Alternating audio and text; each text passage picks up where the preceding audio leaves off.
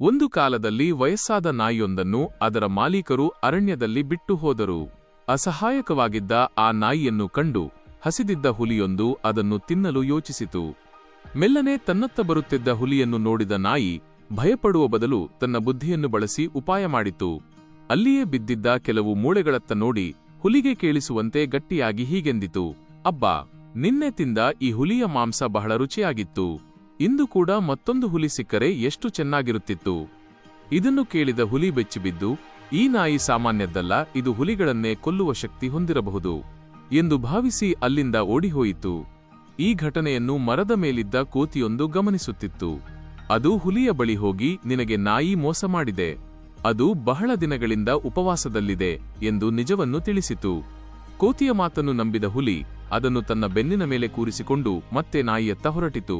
ಹುಲಿ ಮತ್ತು ಕೋತಿ ಮತ್ತೆ ಬರುತ್ತಿರುವುದನ್ನು ಕಂಡ ನಾಯಿ ಪರಿಸ್ಥಿತಿಯನ್ನು ಅರ್ಥಮಾಡಿಕೊಂಡಿತು. ಅದು ಮತ್ತೆ ಶಾಂತವಾಗಿ ಕುಳಿತು ಹೀಗೆಂದಿತು, ಈ ಕೋತಿ ಅದೆಷ್ಟು ತಡ ಮಾಡುತ್ತಿದೆ. 1 ಗಂಟೆಯ ಹಿಂದೆ ಒಂದು ಹುಲಿಯನ್ನು ಹಿಡಿದು ತರಲು ಕಳುಹಿಸಿದ್ದೆ, ಇನ್ನೂ ಯಾಕೆ ಬರಲಿಲ್ಲವೋ? ಈ ಮಾತು ಕೇಳಿದ ಕೂಡಲೇ ಹುಲಿ ಕೋಪಗೊಂಡು, ಕೋತಿ ನನ್ನನ್ನು ಮೋಸ ಮಾಡಿ ನಾಯಿಯ ಆಹಾರವಾಗಿಸಲು ಕರೆತಂದಿದೆ ಎಂದು ಭಾವಿಸಿ ಆ ಕೋತಿಯನ್ನೇ ತಿಂದು ಹಾಕಿತು. ನಾಯಿ ತನ್ನ ಸಮಯ ಪ್ರಜ್ಞೆ ಮತ್ತು ಬುದ್ಧಿವಂತಿಕೆಯಿಂದ ಪ್ರಾಣಾಪಾಯದಿಂದ ಪಾರಾಯಿತು. ನೀತಿ: ಜೀವನವು ನಮ್ಮನ್ನು ಎಷ್ಟೇ ಕಠಿಣ ಪರಿಸ್ಥಿತಿಗೆ ತಳ್ಳಿದರೂ ಸಮಯ ಪ್ರಜ್ಞೆ ಮತ್ತು ಬುದ್ಧಿವಂತಿಕೆ ಇದ್ದರೆ ಯಾವುದೇ ಸಂಕಷ್ಟದಿಂದ ಹೊರಬರಬಹುದು.